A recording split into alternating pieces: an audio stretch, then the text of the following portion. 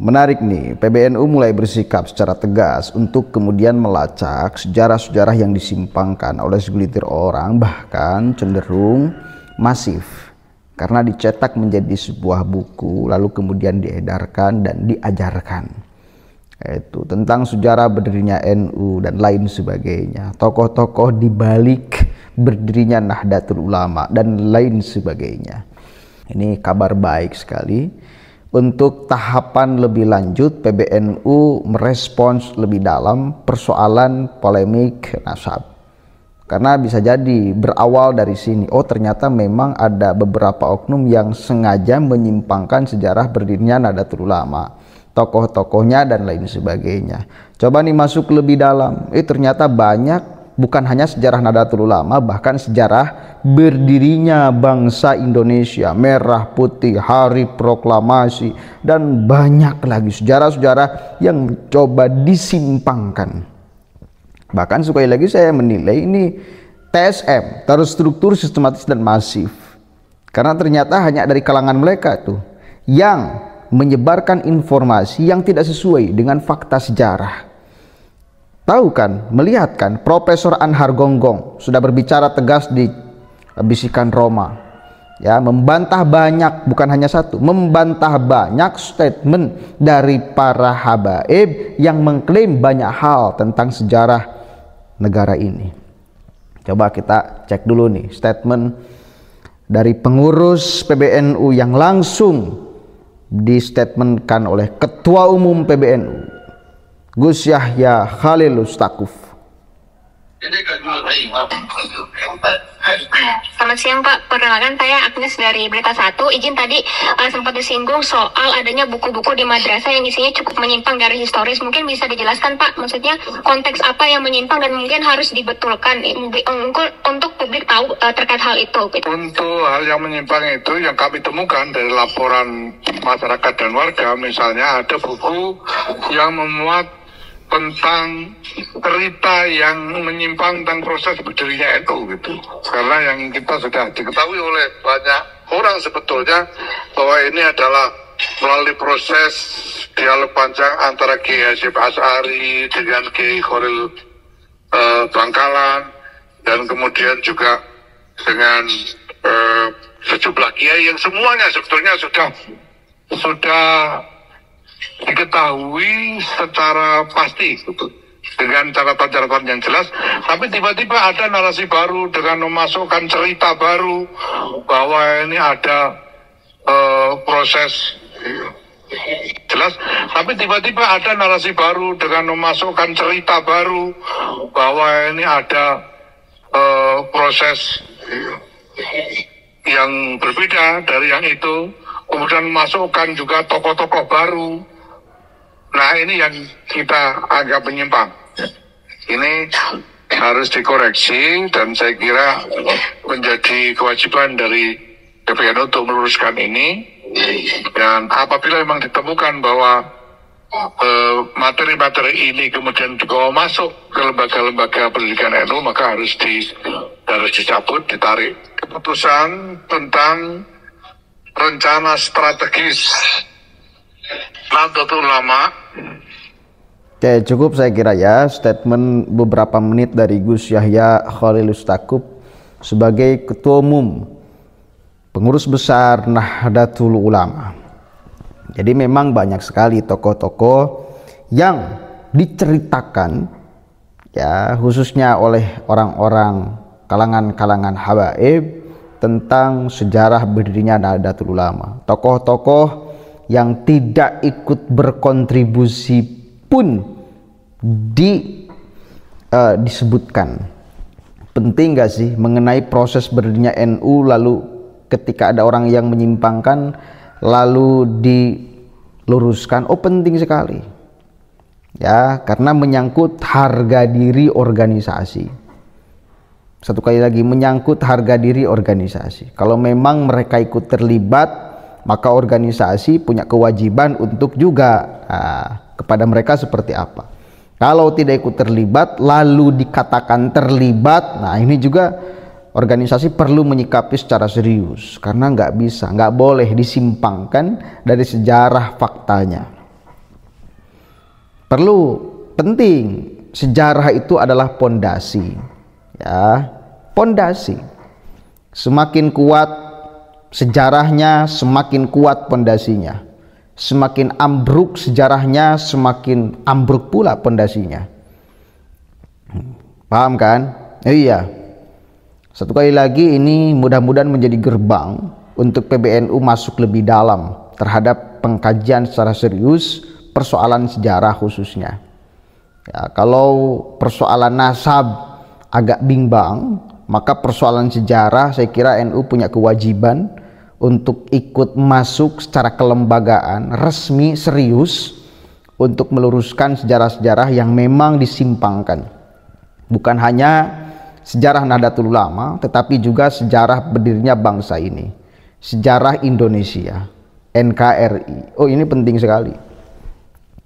Penting sekali ini. NU harus berperan paling depan di dalam meluruskan orang-orang yang memang bertujuan tidak baik di Republik ini. Nggak mungkin NU bakal menyongsong baik satu abad Nahdlatul Ulama, abad baru, kalau sejarahnya yang disimpangkan tidak diselesaikan, kalau sejarahnya yang diselewengkan, yang diklaim oleh orang lain padahal tidak sesuai dengan faktanya tidak dibereskan. Gak mungkin NU bakal menyongsong abad yang baru karena pondasinya runtuh. Pondasi runtuh gak mungkin akan menyongsong hari-hari ke depan dengan baik. Pondasinya harus diluruskan dulu. Ya, pondasinya mesti diluruskan dulu. Setelah pondasi lurus, tegak, kuat, baru menyongsong satu abad Nahdlatul Ulama, abad baru Nahdlatul Ulama. Banyak loh yang mereka lakukan keblunduran dalam statement, entah sengaja atau tidak disengaja, entah keluar dari kebodohan atau memang itu sengaja. Satu kali lagi disebarkan informasi yang tidak sesuai dengan fakta sejarah. Terbaru kemarin Habib Rizik ceramah di Tasikmalaya menerangkan dengan PD Prabu Siliwangi. Ya itu ya, dengan PD, padahal salah. Satu kali lagi, padahal salah. Membaca nih posisinya masih salah. Apalagi dihafal. Sebelum saya lanjutkan, kita mesti tahu dulu saudara, apa hubungannya dengan masyarakat Sunda, saudara. Nah, hubungannya mari kita lihat, saudara, bahwa Sunan Gunung Jati menikah dengan Nyai Rara Santang, putri Prabu Siliwangi, Raja Pajajaran Jawa Barat, saudara. Takbir, takbir. Berarti Sultan Hasanuddin cucu daripada Prabu Siliwangi, saudara. Makanya jangan kaget kalau Sultan Hasanuddin itu, saudara, pemuda yang gagah, berani, cerdas, dari garis bapaknya Asmat Khan, saudara, turunan Nabi, dari garis ibunya Raja Sunda, Raja Pajajaran. Siapa yang tidak kenal Prabu Siliwangi? Betul? Betul? Kira-kira jelas tidak? Ini yang saya sampaikan terang-terang. Sadayana terang-terang. Saya sadayana parantos ngantos. Betul? Sudah atau lanjut? Sudah atau lanjut? Ini sejarah, saudara. Ini sengaja saya sampaikan supaya jangan ada yang kurang ajar ngerubah-rubah nasab Wali Songo, saudara.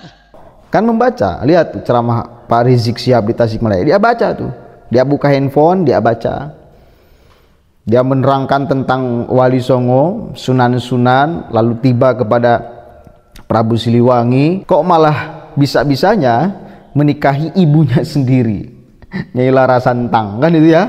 Itu kan sejarah yang entah dibelokkan atau keluar dari ketidaktahuan, tetapi kemudian disebarkan. Nah, masalahnya baca loh. Kalau tidak baca mungkin iyalah bisa kita katakan toleransi, ya mungkin kesalahan aja di dalam berbicara kan itu ya. Tapi kalau baca artinya sudah ditulis, disiapkan gitu loh.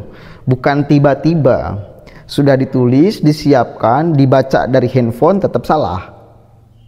Kan itu menjadi tanda tanya besar, dan banyak lagi, dan sudah banyak yang merespon persoalan Pak Rizik ceramah di Tasik ini. Beberapa waktu yang lalu Habib Bahar juga melakukan kesalahan, katanya boleh menikahi ibu dari anak yang telah kita kawin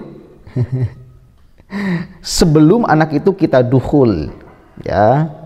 Padahal di dalam aturan fikih itu nggak bisa, tetap nggak bisa, nggak bisa. Tapi ada klarifikasinya, oh itu kesalahan. Maksud hati, kata Bahar, boleh kita menikahi anaknya setelah ibunya kita kawin, sebelum ibunya diduhul, jadi kebalik. Dan itu. Tapi tetap bagi saya, kesalahan-kesalahan yang mereka ucapkan di ruang publik dan telah diketahui oleh banyak orang, itu menjadi ciri bahwa tidak ada legacy bahwa mereka orang suci yang statement-statementnya pasti benar. Satu kali lagi, tidak ada mereka punya legacy karena mereka seorang Habib, lantas setiap apa yang diucapkannya adalah kebenaran. Ini penting sekali untuk dipahami oleh masyarakat awam Muslim di Indonesia. Karena rata-rata seolah-olah setiap apa yang keluar dari mulut Habib-Habib ini pasti benar. Padahal nggak bisa. Kita tetap harus mengkoreksinya. Sialnya lagi ada statement Novel Ali Drus yang mengatakan kalau ada yang mencoba umat Islam mengkritik Habib maka sangat sama dengan iblisnya itu.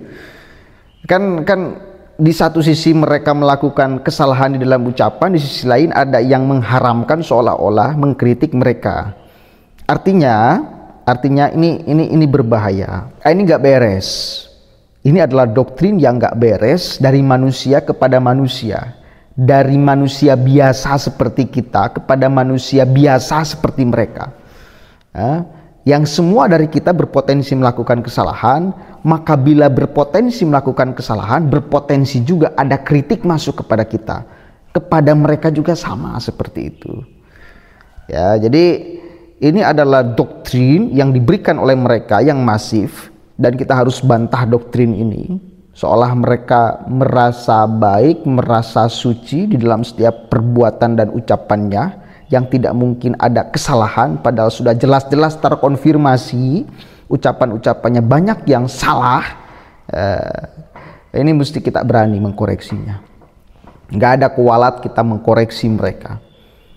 Nggak ada kualat, nggak ada perbedaan dari kita dengan mereka. Sama-sama kita adalah umat baginda Nabi. Mereka juga umat baginda Nabi. Kita berpotensi melakukan kesalahan, mereka juga berpotensi melakukan kesalahan. Kita berpotensi dikritik oleh orang lain karena kesalahan kita, mereka juga sama berpotensi dikritik oleh orang lain karena kesalahan mereka. Jadi pada dasarnya kita sama. Nah, begitu ya, mudah-mudahan ada manfaatnya. Allahul muwaffiq ila aqwamit thoriq. Wallahu a'lam bishawab. Assalamualaikum warahmatullahi wabarakatuh.